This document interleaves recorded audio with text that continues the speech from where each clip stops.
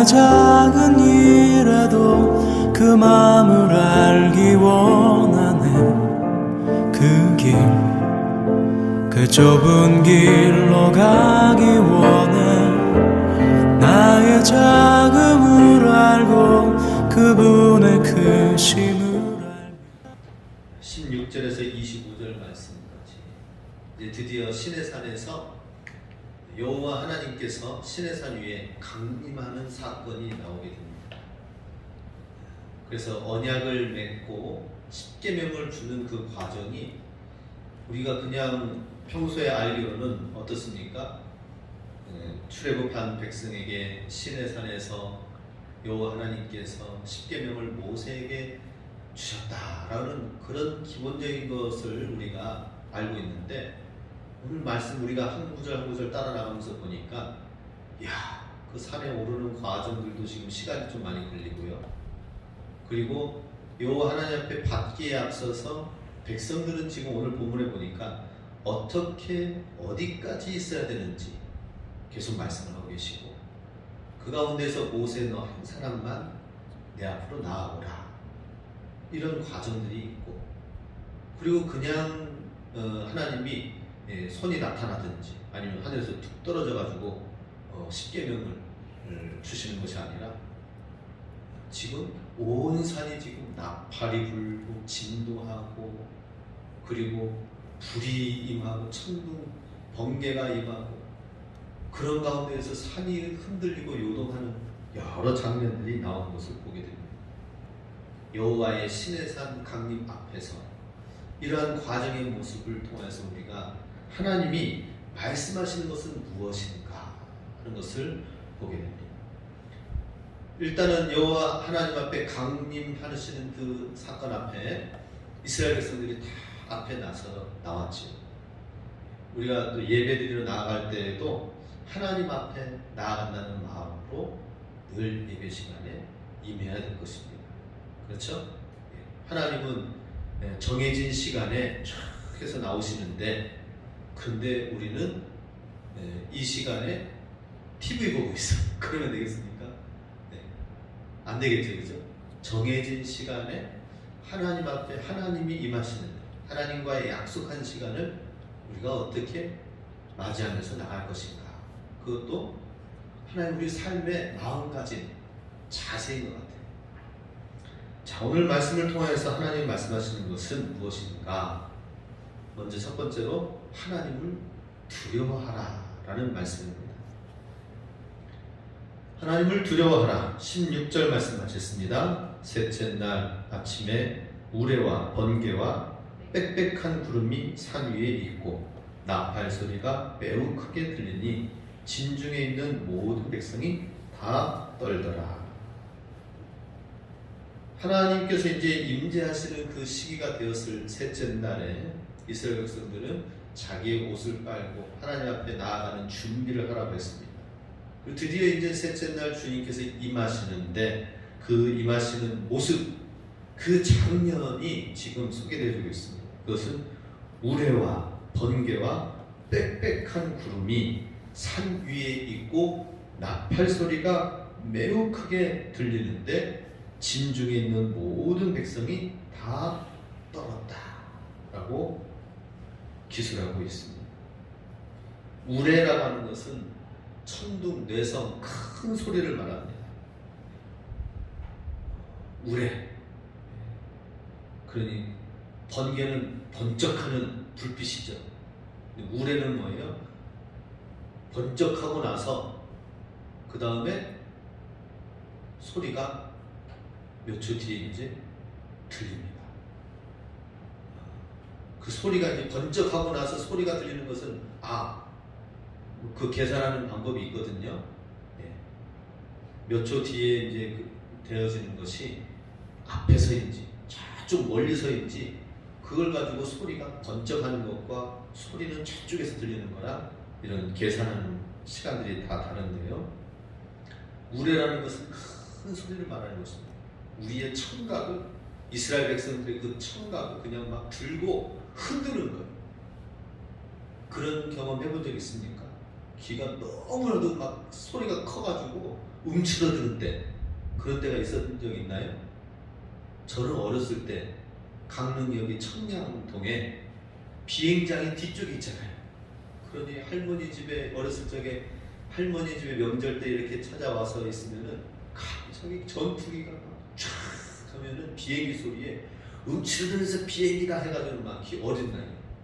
근데 지금은 그래도 좀 익숙해졌는가 봐요, 세상과. 우리 이러한 비행기가 지나가는데도 엄청난 소리가 들리는데, 하나님께서 임하실 때, 역사 속에 개입하실 때 큰 청각적인 신호를 들리는데, 깨어라! 라고 하는 주님의 음성을 주님께서 하실 때에 우리도 들어야 되겠죠, 그죠? 깨어나라! 일어나라! 라고 하는 하나님의 음성을 우리가 들어야 되는데, 우리가 그 주님의 음성을 듣지 못하고 있으면 어떻게 되겠습니까? 근데 주님의 말씀이, 하나님의 말씀이 계속해서 깨어나라, 일어나라, 선포하라, 주님 말씀하시는 것이 우리에게 크게 들려요. 하나님의 말씀이 세미하게 그냥 작은 음성으로 개미 목소리처럼 들리는 것이 아니라 하나님의 음성이 들려져야 돼요. 우리소리처럼 들려져야 된다는 것입니다. 하나님의 말씀이 내게 크게 들려져야 되는데, 주님께서 우리에게 사건과 사람과 환경을 통해서 계속 말씀하시는데도 우리는 듣지 못하고 깨닫지 못한다면 안 되겠죠. 번개도 번쩍번쩍 임하는 그러한 수많은 빛과 성광들을 말합니다. 북극 쪽으로 가까이 가면은, 특히 캐나다의 선교사님이 사진을 이제 페이스북에 올리는 거 보니까, 어느 날에는 오로라가 파란 색깔 막 커튼 휘장이 친 게 구름처럼 하늘 위에 있던, 어떻게 보면 굉장히 막 신비하면서도 저런 게 일상생활 가운데 하늘에 있으면 굉장히 두려울 것 같아. 그죠? 이거 이상한 거 아닌가? 무슨 가스가 올라오는 거 아니야? 근데 북극에서는 일상적인 생활이라고 합니다. 하나님께서 임하실 때에는 그런 오로라의 빛 정도가 아니라 하나님께서 큰 성광들이, 번쩍이는 빛들이, 번개들이 임하인다 하는 것입니다. 하나님의 임재를 알리는 데 있어서 청각적인 것, 우레, 시각적인 것, 하나님의 임재하심을 볼 수 있도록 시각적으로 보여주시는 것들이 있다는 것입니다. 하나님의 임재 가운데 우리가 거할 때에, 하나님의 강림하심을 볼 때에 우리의 귀가 열려지고 우리의 눈이 열려질 수 있도록 하기 위해서, 분명하게 하나님이 기억하시도록 하기 위해서 하나님은 천둥과 우레, 번개를 친다라고 하는 것입니다. 우리도 하나님을 경험하고 하나님의 임재를 경험한 시간들이 언제 했는지 생각을, 하나님 언제 경험하셨습니까? 라고 묻는다면은, 글쎄요, 한 10년 전에, 20년 전, 30년 전에 하나님 임재를 경험했나요? 이렇게 얘기하시는 분들이 계십니다. 아니, 그렇게 10년, 20년, 30년, 40년, 50년 전에 그때 하나님이 임하시고 역사하셨던 그때 이후로는, 그 다음에 하나님은 너무 조용하시면 어떡합니까? 그죠? 분명하게 하나님이 내 삶 속에, 지난 주간에도, 어제도, 오늘도 우리 삶 속에 하나님이 일하시고 임하시고 말씀해 주시고 이런 것들이 들려져야 돼요. 제가 지난 주일날에는 뭐라고 했습니까? 주보에, 우리 주보에 그림을 쫙 이제 제가 올려놓으면서, 이 그림 앞에 놓여져 있는 이 태양, 햇볕이 있는 요 앞에 있는 이 나무는 그냥 나무가 아닙니다라고 얘기했잖아요. 그죠? 산 위에 올라갔더니 거기에 바위에 유일하게 있는 나무, 앙상한 나무까지 하나가 있는데, 바람은 억수로 세찬 바람이 있고 하는데, 사람들은 야, 여기서 빨리 이제 사진 찍고 내려가야 되겠다, 있을 곳이 못 된다, 경치는 멋있지만 아쉽지만 빨리 내려가야 되겠네, 이래가지고 내려왔거든요. 그러면서 생각이 드는 게, 어떻게 이 산꼭대기 이 나무는 이렇게 여기서 버티면서 살 수 있는가 하는 것입니다. 그러면서 마태복음 6장 30절 말씀드렸었죠. 하나님께서는 들에 핀 백합, 들꽃도 저렇게 잎이 시거늘 하물며 너희 일가보냐. 사실 차가 화재가 나가지고 하니까 차가 없잖아요. 그죠? 없으니까는 할 수 있는 게 아무것도 없어요. 그죠? 할 수 있는 게 아무것도 없어요. 네. 그래서 할 수 없는 게 아무것도 없다 보니까 진부에 가는 것도, 우유를 뭐 간식 뭐 저기 반찬을 사러 가는 것도 진부에 마트에 가야 되잖아요. 여기 뭐 작은 거 말고. 하다못해 자전거를 타고 이제 아들 데리고 다녀오게 되더라고요. 그런데 아무것도 할 수 없으니까 그럼 내가 할 수 있는 게 무엇일까? 이 시기에 평소 차 타고 여기저기 다닐 수 있었던 그런 거 말고 바로 가까이 있는 산이라도 한번 가보자 해서 올라가. 그러니 등산하게 된 이유가 뭡니까? 차가 없어서 새해 뭔가 결단을 하고 도전이라도 해서 뭐 좀 하자라고 하는 그 마음을 되새기기 위해서 한 게 뒷산 올라간 거예요. 자전거 타고 저기 앞에까지 가서 병수산 밑에까지 가서 거기에서 이렇게 다 하는데, 밑에 보니까는 거기에 한 사람이, 진부에 있는 사람이 집을 이쁘게 지어가지고 중턱에 있는 거예요. 그 앞에다가 자전거 세워놓고 갔다 오니까 어떤 일로 다녀오십니까? 묻더라고요. 예, 새 아들과 함께 등산 좀 하고 왔습니다. 다음에 한번 놀러 오세요. 그렇습니다. 저는 모든 사람, 만나는 사람마다 다 전도 대상이에요. 만남이 막 기대가 돼요. 차가 없으니까는 산으로 그냥 등산을 하게 된 거죠. 그러면서 하나님이 들려주신 메시지 음성이 이 나무를 봐라 그러고 있습니다. 사람이 서 있을 수도 없는 거기에 가장 힘들다고 하는 그 바위 정상 꼭대기에 나무 한 그루가 서 있는 이것을 보라라고 하는 것입니다. 우리 하나님을 언제 경험하십니까? 하나님의 임재를 경험할 수 있도록, 하나님의 임재를 기억할 수 있도록 청각적으로 말씀해 주시고 시각적으로 크게 말씀해 주시는 그 하나님을 볼 때 우리 일상생활 가운데 하나님을 두려워, 하나님을 기억하고 하나님을 생각하면서 하나님의 임재를 늘 자주 경험할 수 있기를 원합니다. 자, 그리고 나서 나팔 소리가 크게 들린다라고 나와 있습니다. 나팔 소리. 이렇게 하나님 앞에 나가는 모든 백성들이 다 떨었더라라고, 두려운 가운데, 백성들이 두려운 가운데. 우리 가운데 우리 살면서 왜 두려움이 왜 생길까요? 왜 생겨요? 두려움이. 인간이니까 두려움이 생기는 건 맞죠? 그죠? 육신을 가지고 있기 때문에 두려움은 사실이죠. 그렇지만 두려움의 근원적인 원인은 아담과 하와가 하나님 앞에서 죄를 짓고 난 그 순간에 하나님이 임하시니까 두려워서 하나님의 눈길을 피한 죄인된 우리의 모습이 있기 때문에 두려워한다라고 하는 것입니다. 죄의 문제가 해결되어지고 하나님을 신뢰한다면 그만큼 두려움이 없겠죠. 그죠? 두려움을 멀리해야 됩니다. 두려움을 떨칠 수 있어야 됩니다.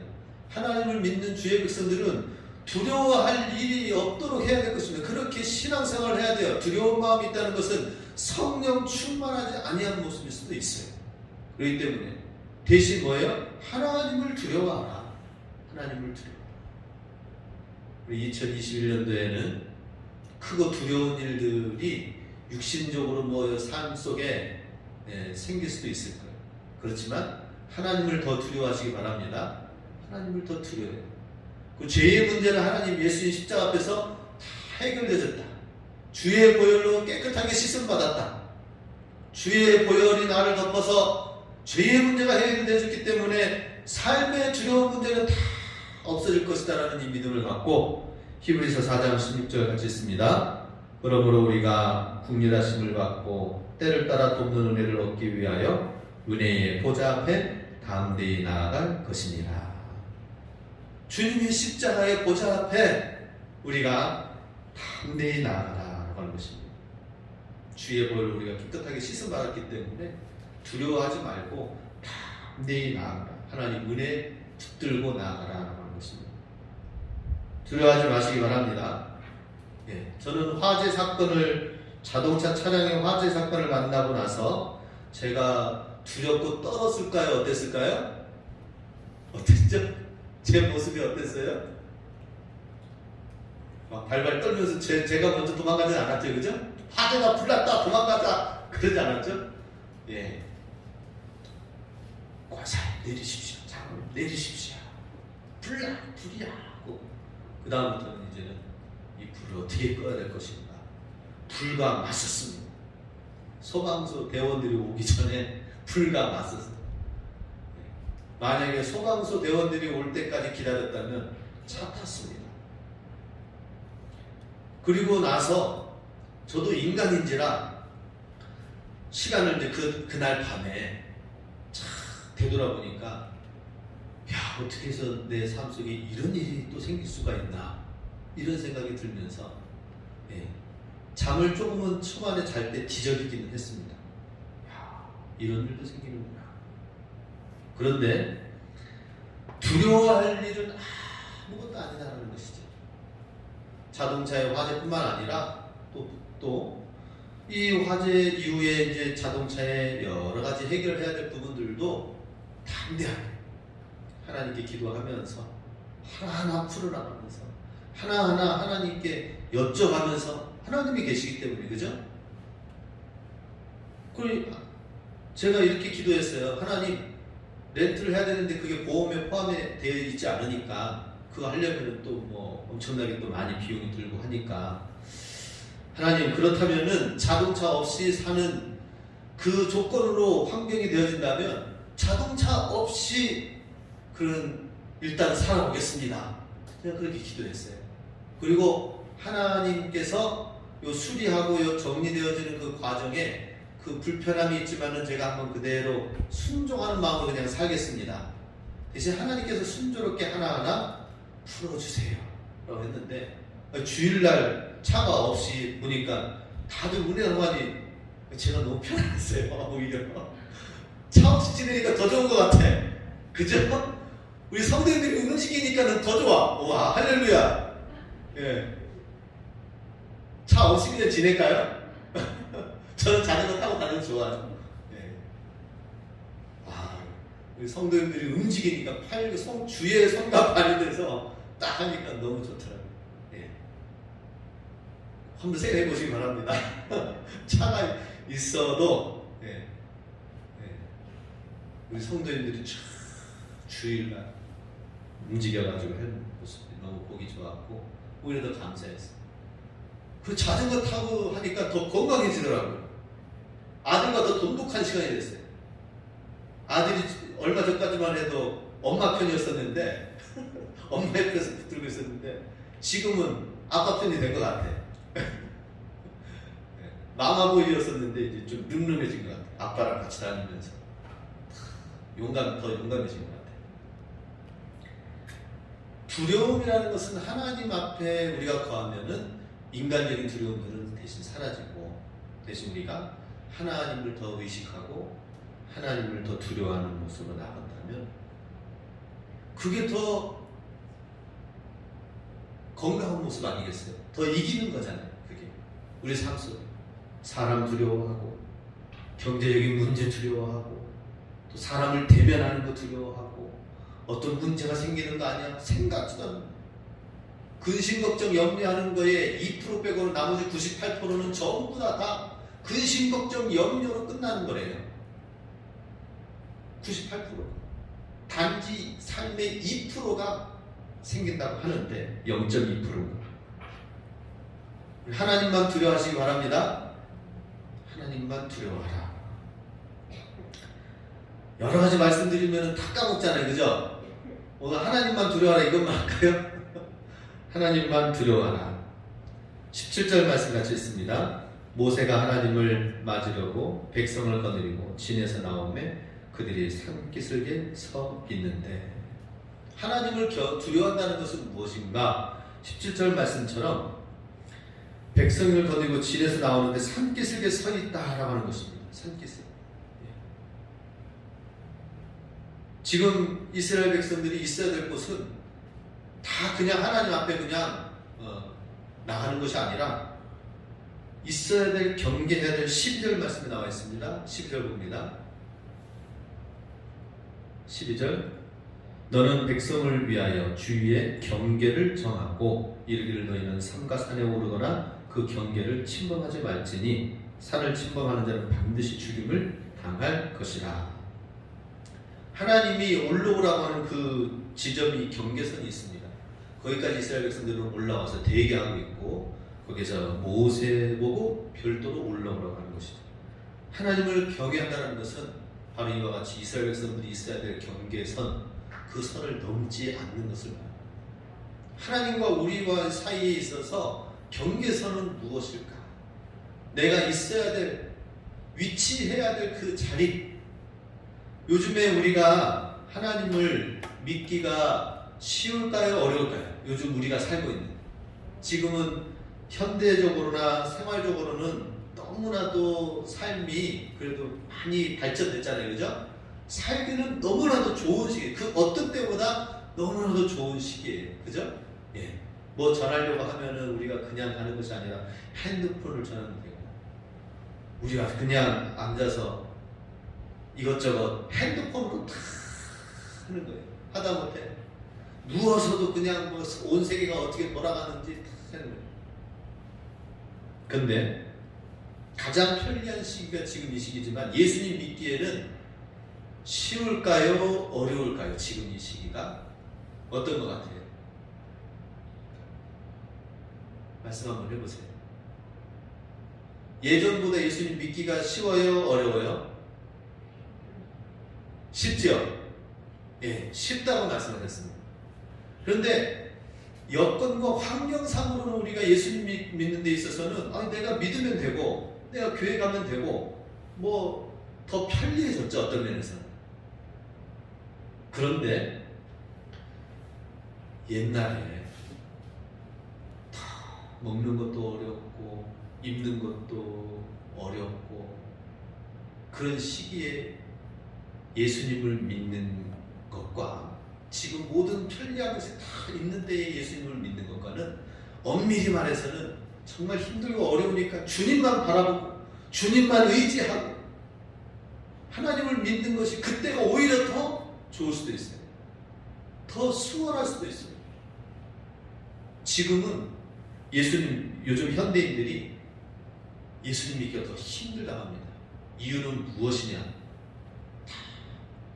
자기를 개발하고 자기 행복을 위해서 사는 것이 보편화되어 있기 때문에 내 행복을 위해서 내가 사는데 누가 아무도 뭐라고 안 해요.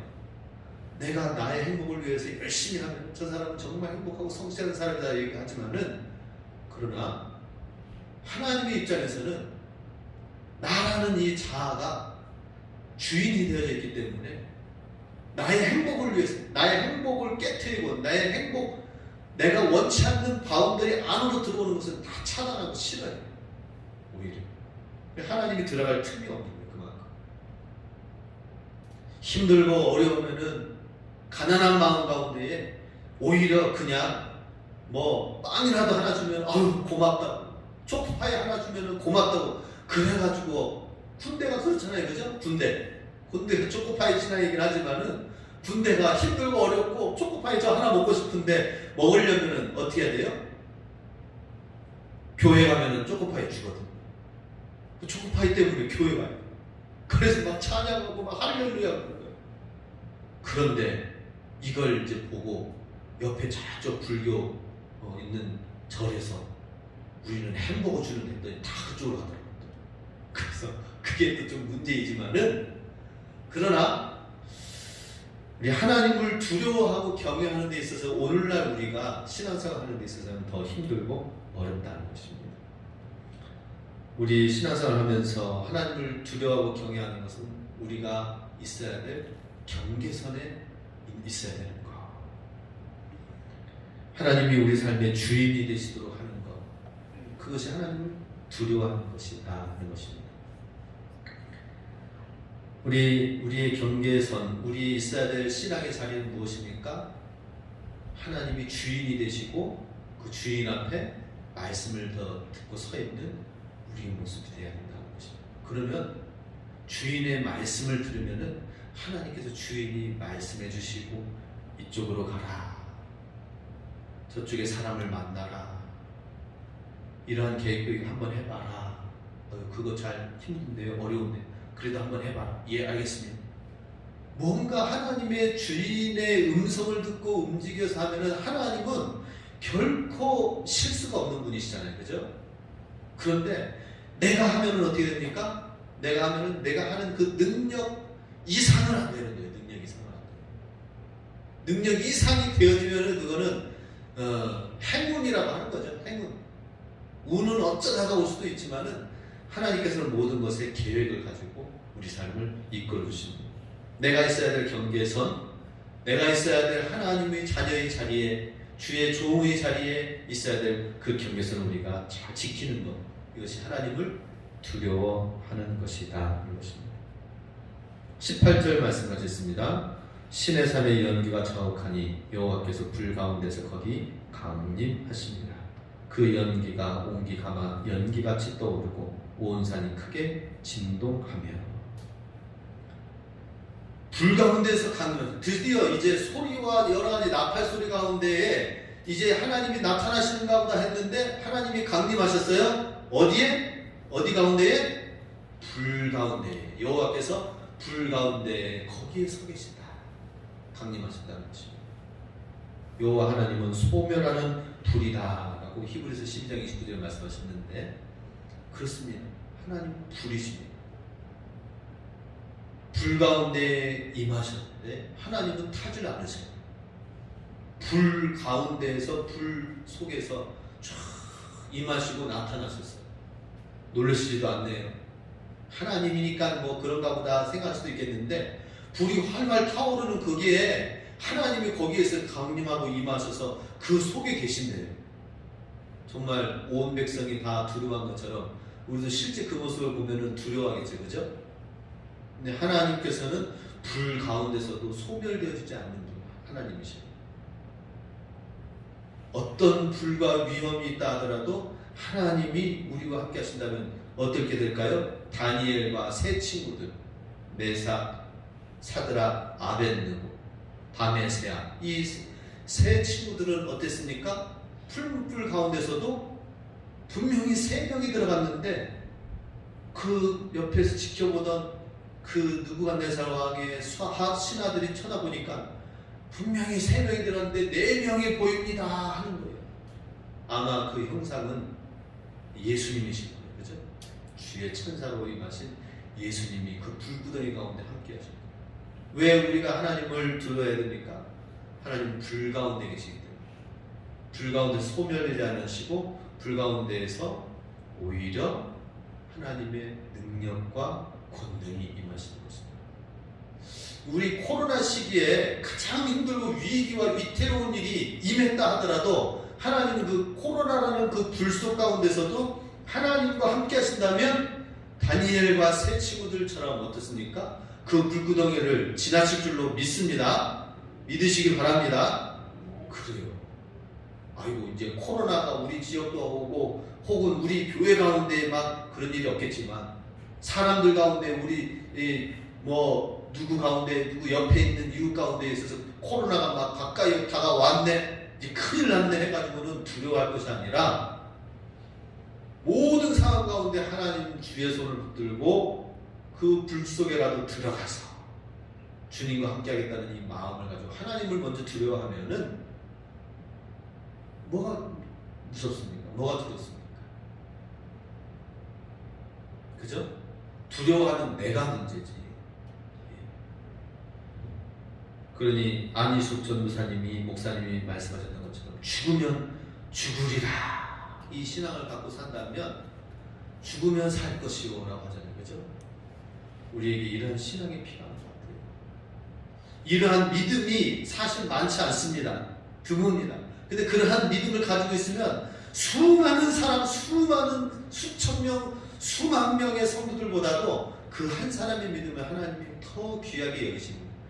우리 많지 않지만 이러한 믿음으로 잘 무장되어지고 준비되어진다면 하나님이 가장 기뻐하시는 오대산 소속교회가 될 줄로 믿습니다. 예수님과 함께 불 속에 불 가운데 임하신 강림하신 그 하나님과 함께하는 이 믿음을 가짐으로 인하여서 저와 여러분이 2018년이 아니라 2021년 2018년이 입에 뱉네요. 올림픽, 동계올림픽.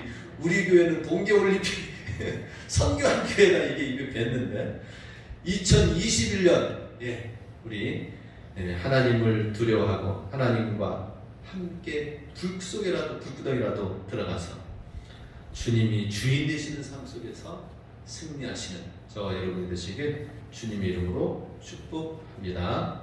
아멘. 기도하겠습니다.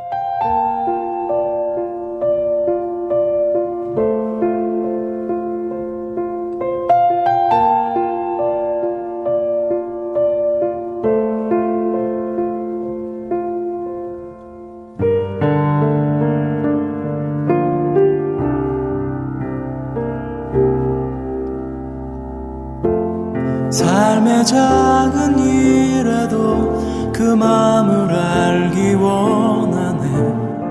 그 길, 그 좁은 길로 가기 원해. 나의 작음을 알고 그분의 크심을